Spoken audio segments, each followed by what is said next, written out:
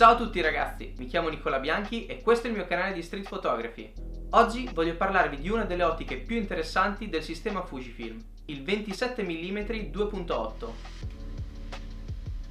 È sicuramente una lente con qualche compromesso ma tanti pregi. Infatti, essendo un 27 mm montato su un corpo Fujifilm, diventerà un 40 mm, quindi una perfetta via di mezzo tra un 35 mm e un 50 mm.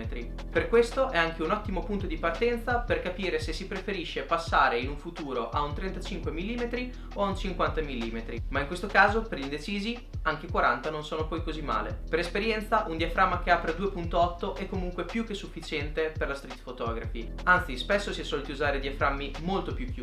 Questi sono alcuni degli scatti che ho realizzato negli ultimi 2 anni con questa lente e devo dire che non mi sono mai sentito limitato mentre la utilizzavo. Trovo che sia versatile, molto compatto e allo stesso tempo abbia delle performance che sono comunque buone. Usarlo mentre si fa street photography è sicuramente molto piacevole perché è piccolo e comodo. Online si legge veramente di tutto su questa lente. C'è chi dice che non abbia performance abbastanza elevate rispetto al resto delle ottiche Fujifilm, ma a mio avviso si difende molto bene. L'autofocus è abbastanza veloce, a volte un po' indeciso, ma comunque totalmente adeguato. Sicuramente è una lente che consiglierei a qualsiasi street photographer, ma non a chi fa ritratti o fotografie di prodotto, perché oggettivamente rispetto al resto della linea Fujifilm potrebbe risultare leggermente meno nitido, che comunque è una cosa abbastanza comune tra le lenti pancake, cioè tutte quelle lenti che sono così piccole.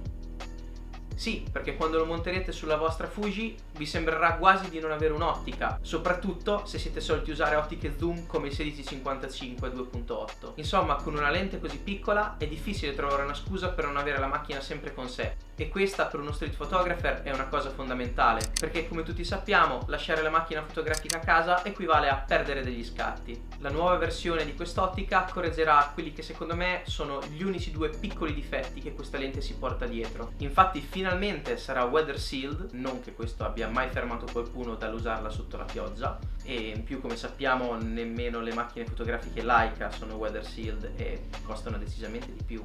E in più finalmente avrà la ghiera dei diaframmi, che sì, capisco possa non sembrare un grande plus, ma in realtà lo è, soprattutto per quelli come me che sono abituati a avere tutto il resto del corredo Fujifilm che ha le ghiere dei diaframmi. E vi garantisco che dover cambiare il diaframma con la piccola rotellina sul retro della Fujifilm X Pro 2 non è il massimo rispetto all'esperienza della ghiera dei diaframmi, decisamente più veloce e più precisa. E l'ultima novità rispetto alla versione precedente di questo obiettivo è sicuramente l'autofocus, che è molto più veloce e molto più silenzioso. Ora, scegliere tra la prima o la seconda versione non è poi così semplice, perché sicuramente la versione precedente si può trovare anche usata ad un ottimo prezzo, ma allo stesso tempo la nuova versione ha davvero tante novità interessanti. Probabilmente quello che mi spingerà a comprare la nuova versione vendendo quella precedente è il nuovo sistema di messa a fuoco molto più veloce e molto più silenzioso, perché come tutti sappiamo perdere degli scatti per colpa di un autofocus troppo lento non fa mai piacere. Però allo stesso tempo non sono certo di poter dire che effettivamente valga la differenza di prezzo. Insomma, avrei voluto vedere da Fujifilm un miglioramento anche sotto l'aspetto della qualità ottica, ovvero avere una lente che ha performance migliori anche sui bordi dell'immagine, ma questo non toglie che il 27 mm con le sue dimensioni e con la sua versatilità resta una delle lenti più piccole e più comode di tutto il sistema Fujifilm